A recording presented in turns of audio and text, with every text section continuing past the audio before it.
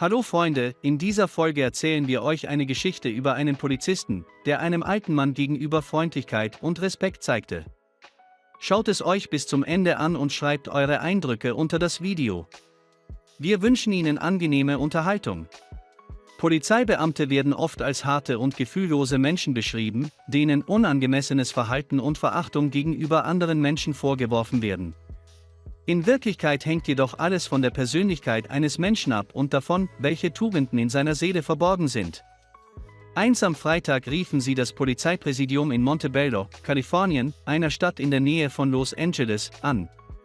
Stattdessen kam die Bank of America heraus und Robert Joseph sah einen 92-jährigen Mann, der aus der Bank geworfen worden war, weil es war laut. Und da den Mitarbeitern des Geldinstituts das nicht reichte, riefen sie die Polizei, denn wie sich herausstellte, rannte der alte Mann mit dem Gehstock gerade noch zur Bank, um vom Konto abzuheben.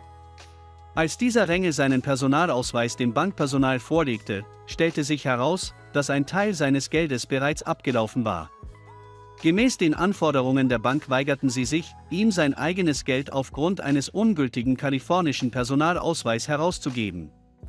Der alte Mann konnte nicht verstehen, warum sie ihm sein Geld nicht geben wollten und wurde nervös, als er laut wurde. Die Bankangestellten wollten keine Zeit verschwenden und waren nicht bereit, dem alten Mann die ganze Situation auf viel einfachere Weise zu erklären. Es ging darum, die Polizei anzurufen und ihnen mitzuteilen, dass der Mann in der Bank die öffentliche Ordnung störe.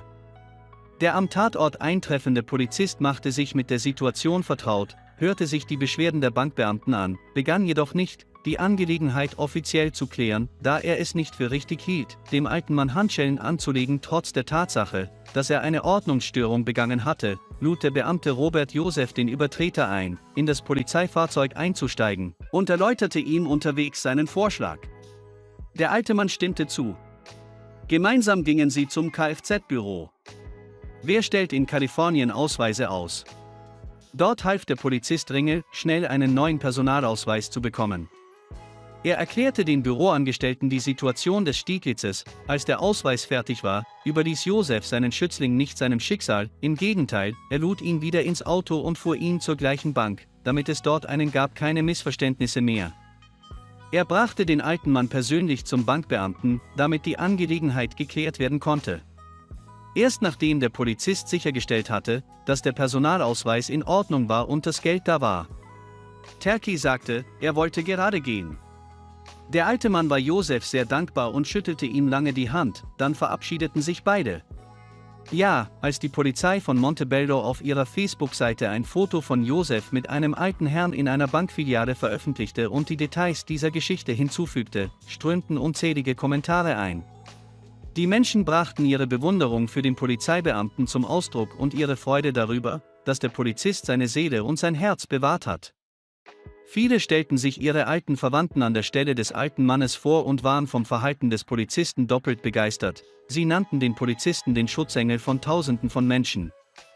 Sie teilten Geschichten auf ihren Seiten in sozialen Netzwerken. Die Kommunikation mit dem alten Mann erforderte ein wenig Freundlichkeit und Geduld. Schließlich wurde das Problem rechtzeitig gelöst.